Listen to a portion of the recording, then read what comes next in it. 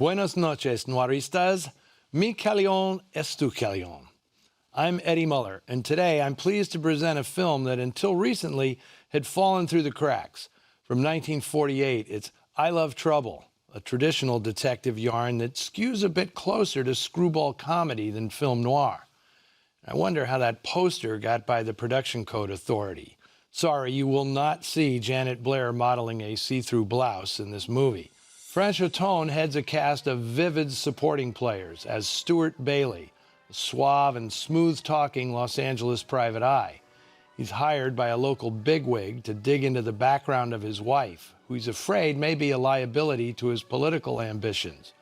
In no time, Bailey is gallivanting up and down the Pacific coast, bantering with beautiful blondes, being bounced around by bruisers, stumbling over stiffs, and cracking wise with everybody he meets.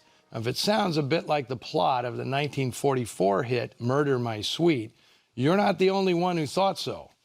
Raymond Chandler, creator of Private Eye Philip Marlowe, the protagonist of Murder, My Sweet, gave serious thought to suing Roy Huggins, the author of I Love Trouble, for plagiarism. Huggins would have had little defense. He later admitted having taught himself to write by essentially copying Chandler's first two novels, The Big Sleep and Farewell, My Lovely, the latter being the basis of Murder, My Sweet, made at RKO in 1944, one of the seminal films in the development of the noir movement. Huggins was a student at UCLA when he first read Chandler's books and decided to take a crack at one of his own. The Double Take was published in 1946, and it was, for all intents and purposes, a carbon copy of Chandler's style. I was going to say Chandler's inimitable style, but we know that's not true.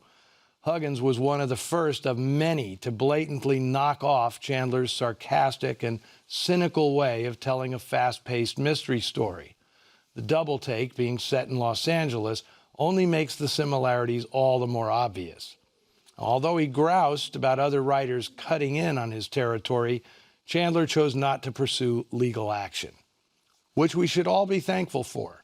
If Roy Huggins' career had been derailed at that point, American television would have lost one of its greatest creators. After scripting a bunch of noir-stained movies in the late 40s and early 50s, including Too Late for Tears, Woman in Hiding, The Lady Gambles, and Pushover, Huggins made hay in the early days of television as a prolific writer and producer. One of the shows he created was the hit series 77 Sunset Strip, which featured the return of Private Eye Stuart Bailey, as played by Ephraim Zimbalist Jr., one of a trio of hot and handsome L.A. detectives, along with Roger Smith and Ed Kooky Burns. He also recycled the plot of The Double Take on 77 Sunset Strip, as he did on virtually every other show he created, from Maverick to The Fugitive to Run for Your Life to Beretta to Hunter. And that's just a sampling of the shows Huggins made for TV. Add in the stuff he created with his protege, Stephen J. Cannell, like The Rockford Files and City of Angels, and it's safe to say Huggins brought more crime into American households than anybody else, including his colleague Quinn Martin. I Love Trouble was essentially the first step in Huggins' long and prolific career. The film was independently made by an outfit called Cornell Pictures, probably named for the alma mater of actor Franchotone, who formed the company with veteran director S. Sylvan Simon. This was one of only two films they made together under the Cornell banner, the other being Her Husband's Affairs, a comedy released in 1947.